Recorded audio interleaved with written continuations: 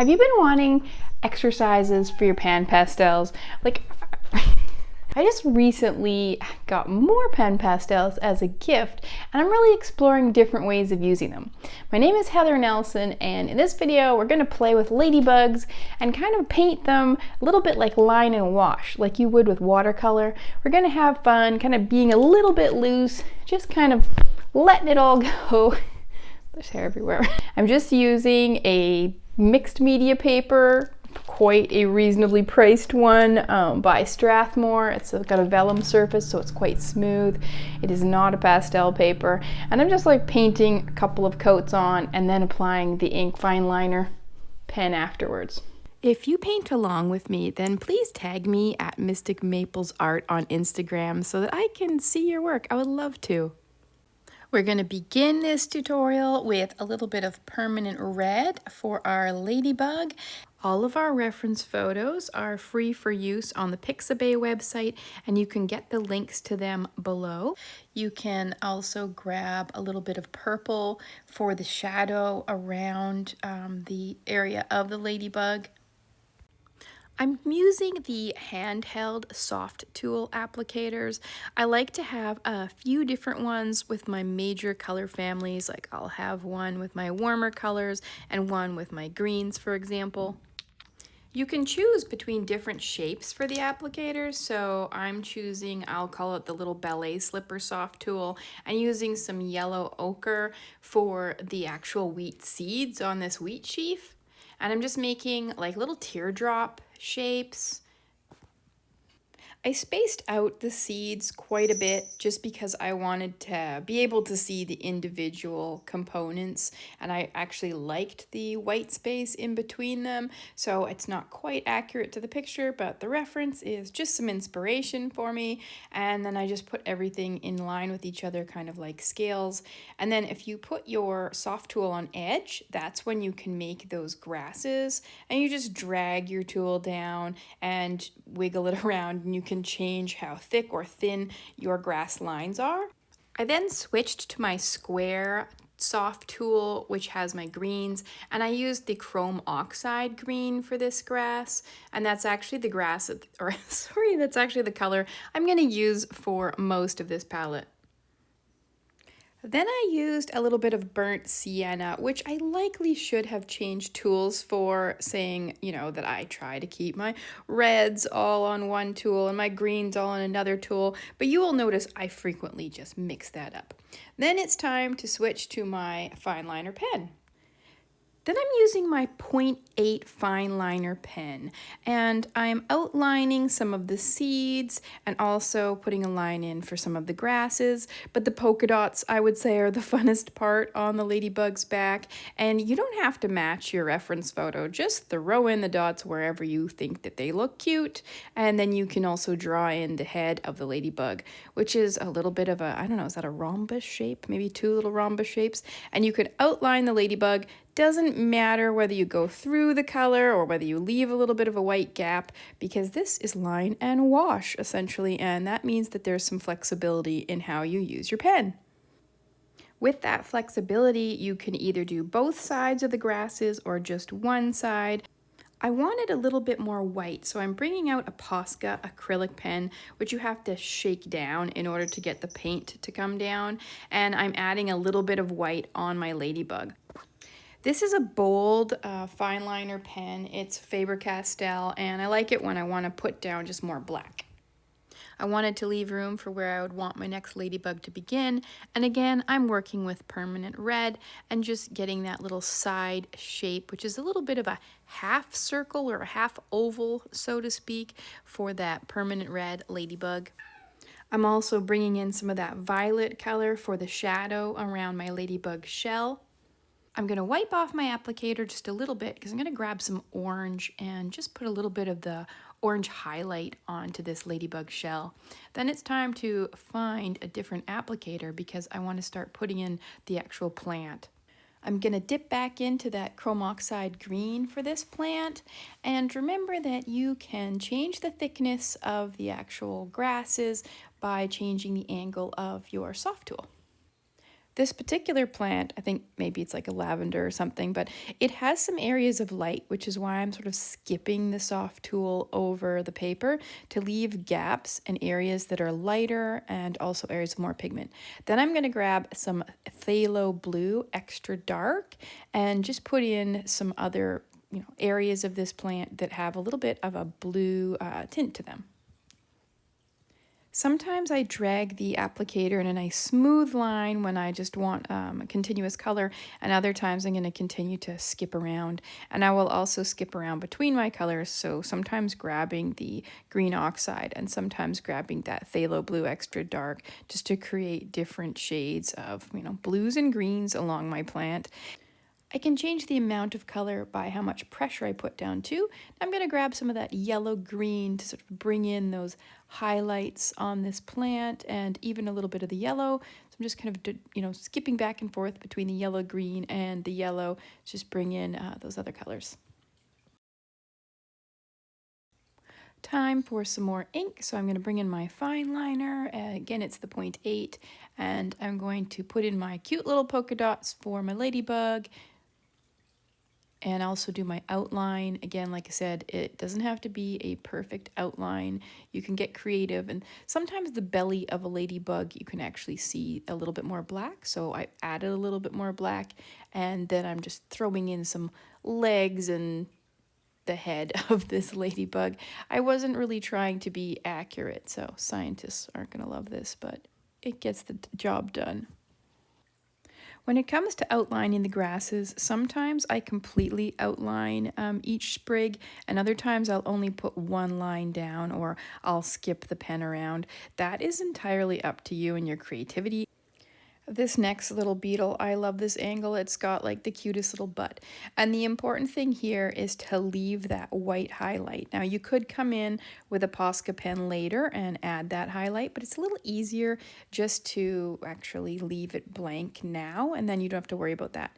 So I'm using the permanent red, and I'm also using a little bit of orange. I've just grabbed one of my favorite colors, which is the magenta extra dark, but you could really accomplish that same shadow and shade with the violet color. For the flower petals, I'm using a yellow, and I actually can't pronounce the word that comes before the yellow. It starts with a D, looks like dairy-lied, but it's probably like dial-relied or something, I don't know. So anyway, just pick a yellow color and start swooping in those individual petals. Their shape you can kind of play with. A lot of these petals are sort of folded over, and so you can fold them over yourself or just kind of swipe and make something more like a little daisy shape. People will get the idea. And you can also bring in a little bit darker color, like maybe something like an orange, in order to just kind of create that like staining and shading on the petals.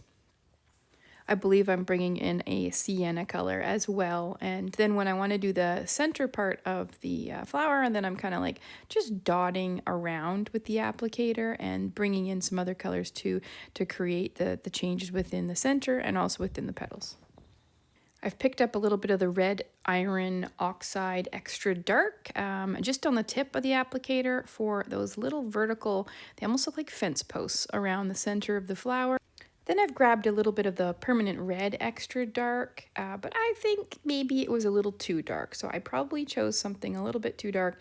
You don't need to go that route, or maybe you can mix some colors in a little bit more. I was just trying to create different shades. Time to grab my 0.8 pen again, and I quite enjoyed drawing the actual ladybug itself. So it's got kind of these dash lines down the center of the back, then threw on those cute little polka dots, and it's time to get in the back legs. And also you can kind of see the tail of the ladybug, which I think is actually just like the wings folded in underneath, but it looks like a cute little tail. So you can draw those in there too, like little half arcs. And then I'm outlining as much of the flower as I want. You can really decide how you want to do that, whether you want to outline every single petal or just kind of, put one line in on one half. That is up to you. For our next little bug, again, I'm going to start with the permanent red, and I'm going to make that little jelly bean shape with my soft tool, just kind of dabbing it in there. Sometimes I find it a little difficult to actually get the curve, so you just have to play with it until you get it. Then I'm going to switch over. So I decided to choose the little triangle tool because I felt like I could get a little more accuracy. I'm grabbing the violet and I'm just kind of laying it in. You can use it on its edge to make that shape of the flower petals. Mostly I'm going to use it at the tips of the actual flower petals because those are the darker violet color, and then they get a little bit whiter or more translucent. And then I can get in that base of the actual flower, just making a little, I guess a half kind of circle, little cup shape, and then using the magenta extra dark for the stem of this little flower. The key to these petals is a very light touch. Here I am using the violet, but then I decided I'm going to try and just see what bringing white in will do. And again, still used a really light touch, so I'm just kind of smearing that color. But then I added some actual magenta because I wanted a little bit more pink in my actual petals, and so that's why you can see that magenta there, but still just using a very light touch for sure. And then grab some yellow for the center stamens and back to some magenta extra dark, but I still wanted some highlight and color, so grabbed some magenta for just the one side of the stem.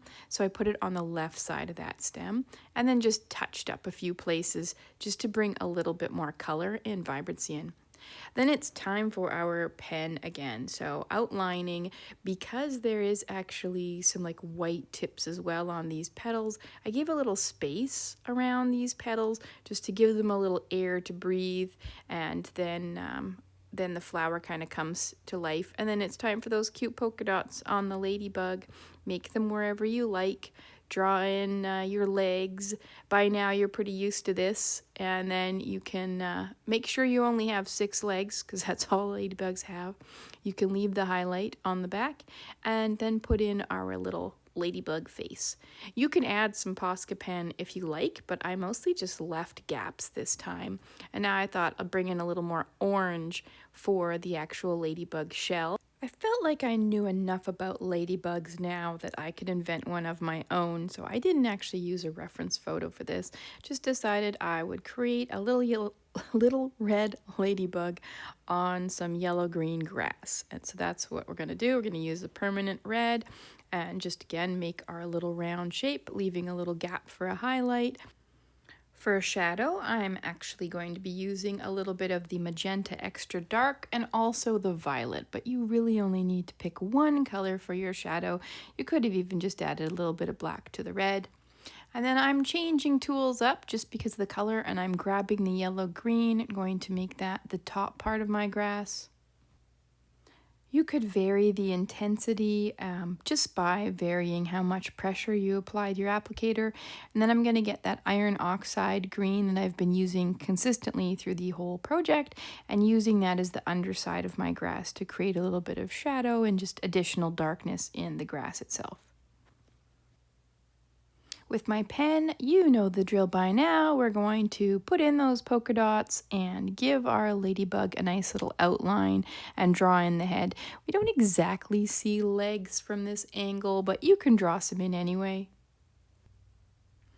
I'm finishing up my little bug, just drawing in those extra little pen details and taking my time and trying to make it look a little bit like a ladybug, since I don't actually have a reference photo this time, but I still think it came out pretty well. This image was actually one of my favorites to do. I really liked working with the grasses. So I started out with the grasses, again with the iron oxide green, just kind of made little dashes around to create those, I don't know if you'd call that a grass seed or like a grass bud. I guess it's a bud here because there's little blooms coming out. And I just drug my applicator around with that iron oxide green, making little random lines. I wasn't really following the reference photo too closely. And I also used the yellow-green and just used both of those colors to create different elements of the grass itself. I sort of used my applicator in little dashes and lines to create those grasses. So sometimes the reason I created a dash was because it actually creates that sense of a highlight. And then when I wanted to work on the little buds and the tiny little blossoms, I grabbed my triangle tool and used some magenta and violet to make those little flowers. I can get a little trigger happy with the color, and I feel sometimes I put too much color on the applicator because really the applicator holds a lot of color, but I just kind of keep dipping back into it. And it's not that that's a crime, it's just I don't know that it's entirely necessary.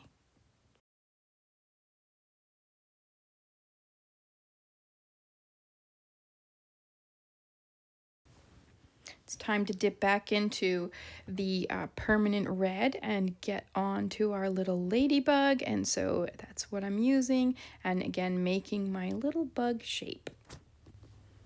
My soft tool had a little bit too much dark on it, and so I did have to wipe it off. So sometimes you are going to have to make sure you've got your soft tool nice and clean before you try to do some of those lighter colors like the orange. I'm drawing in those dark elements with my pen. I really stuck to the 0.8 pen the entire time. I didn't change up sizes, but you could if you wanted to. While sketching the plant with the ink, I did really go loose there, so I kind of created little dashes, little lines. I didn't render really carefully.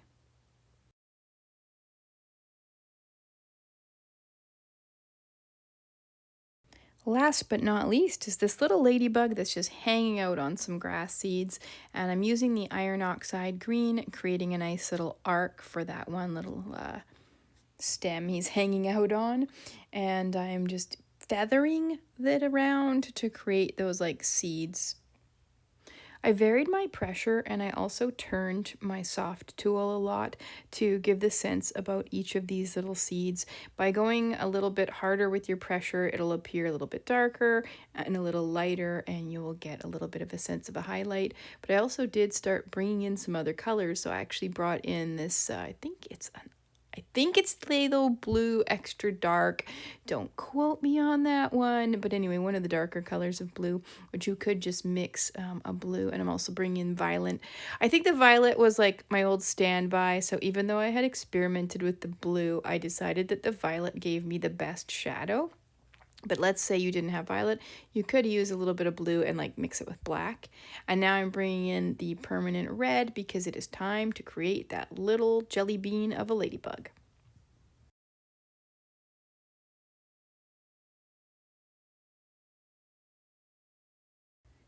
I'm adding my ink details to this little ladybug and starting to, I think, get the hang of what a ladybug head and legs and body look like now.